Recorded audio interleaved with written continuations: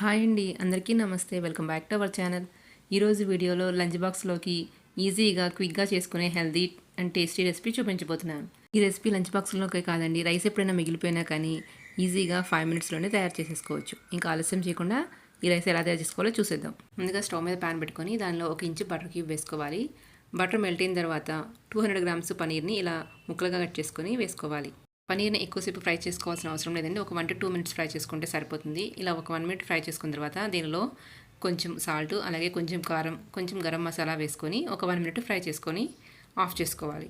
ఇలా బటర్లో పనీర్ని ఫ్రై చేసుకుని కొంచెం సాల్ట్, కారం వేసుకోవటం వల్ల మీరు రైస్లో వేసుకున్నప్పుడు తినేటప్పుడు టేస్టీగా ఉంటుంది.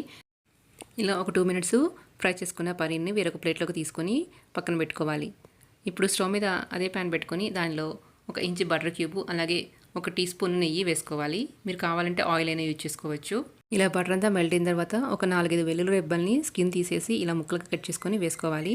ఈ రైస్లోకి వెల్లుల్లి ఫ్లేవర్ చాలా బాగుంటుందండి. మీకు నచ్చకపోతే స్కిప్ చేయండి. వెల్లుల్లి రెబ్బలు ఫ్రై చేసుకున్న తర్వాత దీనిలోనే ఒక 2 పచ్చిమిర్చిని ఇలా సన్నగా కట్ చేసుకొని వేసుకోవాలి. ఇవి కూడా 1 నిమిషం ఫ్రై చేసుకున్న తర్వాత ఇప్పుడు దీనిలో 1 కప్పు పాలకూరని ఇలా శుభ్రంగా కడుగుకొని ఫైన్గా చాప్ చేసుకొని యాడ్ చేసుకోవాలి. ఇక్కడ నేను పనీర్కి కాంబినేషన్గా పాలకూర వేసుకుంటున్నాను. మీకు నచ్చిన ఆకుకూరనైనా వేసుకోవచ్చు. ఆల్రెడీ మన ఛానల్లో గోంగూర రైసు, అలాగే పుదీనా రైస్ కూడా అప్లోడ్ చేశాను. కావాలంటే ఒకసారి లింక్ డిస్క్రిప్షన్లో ఇస్తాను, చెక్ చేయండి. ఇప్పుడు ఈ పాలకూరలో వాటర్ అంతా పోయే వరకు మనము మూత పెట్టుకొని ఫ్రై చేసుకోవాలి. పాలకూర కర్రీ ఇష్టపడిన వాళ్ళకి ఇలా ఫ్రైడ్ రైస్ లాగా చేసి పెడితే వాళ్ళు కూడా చాలా ఇష్టంగా తింటారు. అలాగే వాళ్ళకి కావాల్సిన పోషకాలు కూడా అందుతాయి. ఇలా వాటర్ అంతా ఎవాపరేట్ అయిపోయిన తర్వాత ఇప్పుడు దీనిలో ఒక 2 టేబుల్ స్పూన్ల సన్నగా తరిగిన క్యారెట్ వేసుకుంటున్నాను. మీరు కావాలంటే క్యారెట్ ముక్కలైనా వేసుకోవచ్చు. అలాగే దీంట్లోనే ఉడకబెట్టుకున్న స్వీట్ కార్న్ కూడా యాడ్ చేసుకోవచ్చు. ఇలా క్యారెట్ వేసుకున్న తర్వాత ఒక 2 నుంచి 3 నిమిషాలు ఫ్రై చేసుకోవాలి.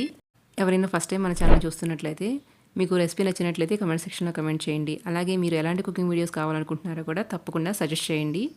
ఇలా క్యారెట్ కూడా 2 నిమిషాలు ఫ్రై చేసుకున్న తర్వాత దీనిలో ఒక 1/2 టీ స్పూన్ పసుపు, అలాగే 1 teaspoon Schezwan sauce add చేసుకుంటున్నాను. మీ దగ్గర లేకపోతే చిల్లీ పౌడర్ కొంచెం ఎక్కువ యాడ్ చేసుకోండి. దీనిలోని చిల్లీ పౌడర్, అలాగే టేస్ట్కి సరిపడంత సాల్ట్ యాడ్ చేసుకొని బాగా మిక్స్ చేసుకోవాలి.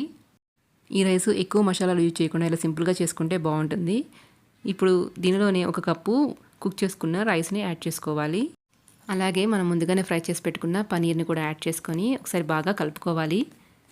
మీరు ఒకసారి టేస్ట్ చెక్ చేసుకుని సాల్ట్ సరిపోలేదంటే యాడ్ చేసుకోండి. అలాగే నేను దీనిలో ఒక చిటికెడు గరం మసాలా కూడా యాడ్ చేసుకుంటున్నాను. గరం మసాలా అనేది ఆప్షన్ అండి, మీకు ఇష్టం లేకపోతే స్కిప్ చేయొచ్చు. ఇలా రైస్ కలుపుకున్న తర్వాత మూత పెట్టుకొని ఒక 2 నిమిషాలు సిమ్లోనే పెట్టుకొని ఫ్రై చేసుకుంటే ఫ్లేవర్స్ అన్నీ రైస్కి పడతాయి.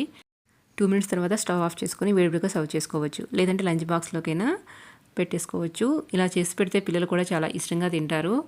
మీకు నా వీడియోస్ నచ్చినట్లయితే ఇలాంటి మరిన్ని రెసిపీ అప్డేట్ నోటిఫికేషన్ మీకు రావాలంటే మన ఛానల్ని సబ్స్క్రైబ్ చేసుకోండి. అలాగే మీ ఫ్రెండ్స్తో కూడా షేర్ చేయండి. Thank you for watching.